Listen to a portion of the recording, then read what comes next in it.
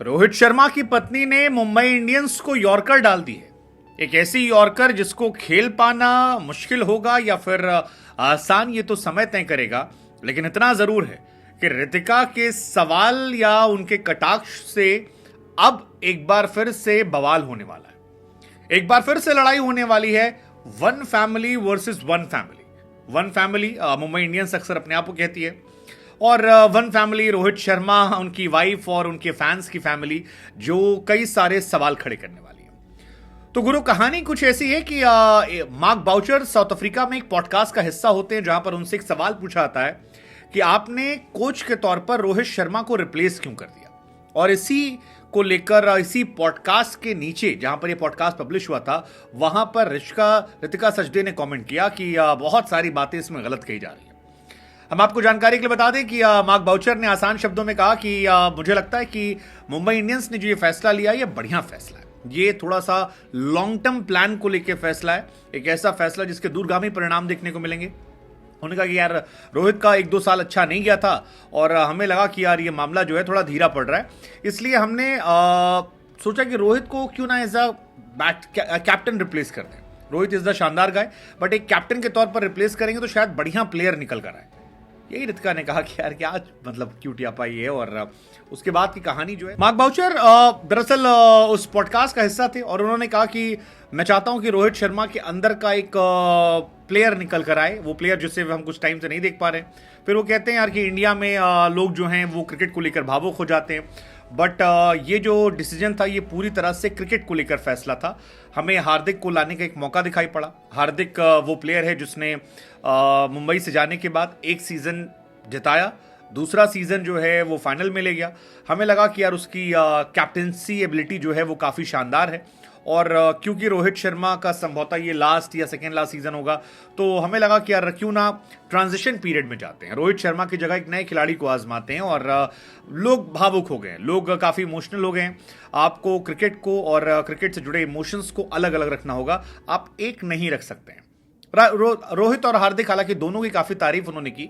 रोहित के बारे में मार्क बाउचर ने कहा कि यार वो अच्छा बच्चा है, मुस्कुराता रहता है, और अब मैं चाहता हूं कि एक बैट्समैन के तौर पर वो खेले। दूसरी फ्रेंचाइज में गया, वहां से लौटा, खिताब जीता, विजेता रहा। उसके नेतृत्व, हार्दिक को कहते हो कि उसकी डिसीजन मेकिंग एबिलिटीज जो है शानदार है, और इस वजह से वो कैप्टन है। लेकिन शायद ये बात रितिका सचदे को समझ में नहीं आई, और इसीलिए रितिका ने इस पॉडकास्ट पर जाकर कमेंट सेक्शन में कमेंट कर दिया कि जो ये बातें कह रहे हैं इनमें से बहुत सारी बातें गलत है, वो सही नहीं है। अब रितिका सचदे ने जब ये कमेंट किया तो सोशल मीडिया पर रितिका ट्रेंड करने लगे, रोहित ट्रेंड करने लगे, हार्दिक ट्रेंड करने लगे। हालांकि रितिका हार्दिक को भी फॉलो करती हैं, लेकिन ये पक्का है कि आने वाले टाइम में काफ़ी कॉन्फ्लिक्ट होने वाले हैं। मार्क बाउचर जो कहना चाह रहे थे, उनकी भावनाएं ये थी कि रोहित से हमने कैप्टेंसी से हटाया क्योंकि हम उनसे प्रेशर हटाना चाहते थे। वो इंडियन टीम में कैप्टेंसी कर रहे हैं। एक्चुअली शायद सबको लग रहा था कि Hardik Pandya will be the captain of T20। जितना मैं समझ पा रहा हूं कि T20 की कप्तानी हार्दिक संभालेंगे। तो अगर ऐसे में हार्दिक को हम मुंबई इंडियंस की कप्तानी देते हैं, तो इंडिया का जो T20 वर्ल्ड कप का कैप्टन है वही हमारा IPL कैप्टन होगा, और वर्ल्ड कप पे हमारा जलवा जो है काफ़ी ज़बरदस्त रहेगा। मेरे हिसाब से मुंबई इंडियंस ने इस ब्रांडिंग के हिसाब से सोचा था। एंड ऑल्सो उन्हें लगा कि हार्दिक वहां से जीत कर आए थे, हार्दिक को लाना है। हार्दिक ने अपनी शर्तें रखी होंगी कि ये 2 कंडीशन मेरी है, एक कितना पैसा लूंगा आगे से, फ्रंट से, या जो बैकडोर का कहानी होगा, और दूसरा कैप्टेंसी भी लूंगा मैं, क्योंकि पैसा तो गुजरात टाइटन में दे रहा था उनको, तो पैसे क्या करेंगे। और बाकी जो ब्रांडिंग की डील हुई हो कि ये ब्रांड करोगे, वो करोगे, ऐसा करोगे, वैसा करोगे, वो सारी कहानी अलग है। लेकिन यही बातें रितिका को समझ में नहीं है। उन्होंने लिखा कि यार ये सारी बातें गलत है। अब प्रॉब्लम ये है कि इसके बाद फैंस आपस में भिड़ने लगे हैं, और फैंस की तरफ से भी अब कमेंट किया जा रहा है कि मुंबई इंडियंस ने क्या सही फैसला लिया। और अगर रोहित T20 वर्ल्ड कप में कैप्टन रहे तो फिर क्या कहानी होगी, क्योंकि हार्दिक कैप्टन रहे ऐसा कुछ पक्का नहीं है, और हार्दिक कैप्टन के तौर पर खेलेंगे ये भी पक्का नहीं है। मतलब कोई चांसेस अभी ऐसा नहीं दिख रहे हैं, बिकॉज IPL बहुत काफ़ी हद तक डिफाइनिंग होगा, IPL की फॉर्म डिफाइनिंग, और रोहित और विराट ने T20 में वापसी कर ली है। तो ऐसे में रोहित और विराट अगर खेलते हैं तो हार्दिक कैप्टनसी के चांसेस नहीं बनते हैं कहीं से भी। अब हार्दिक पांड्या 2015 में मुंबई इंडियंस में आए थे, 2021 में तक वो खेले 6 सीजन। अच्छे प्लेयर थे, बढ़िया लगातार खेले, लेकिन बाद में मुंबई ने उन्हें ड्रॉप किया तो वो चले गए गुजरात टाइटन और अपनी कैप्टनसी में वहां पर टीम को जिताया फर्स्ट सीजन में। फिर वहीं पर एक स्टेटमेंट दिया था जिसमें कह दिया था कि